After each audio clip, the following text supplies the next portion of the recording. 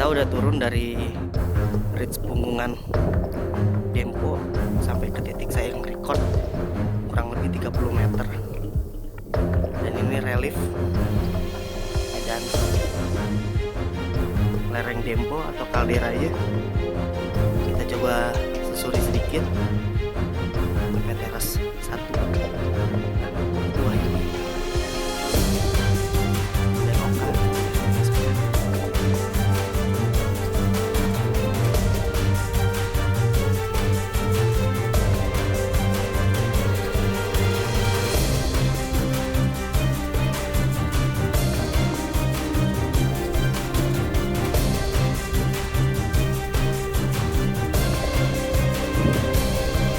Kita udah turun dari bridge Punggungan Dempo sampai ke titik saya yang record kurang lebih 30 meter. Dan ini relief dan lereng Dempo atau kalderanya.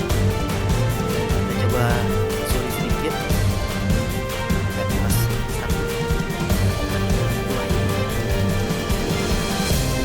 Dan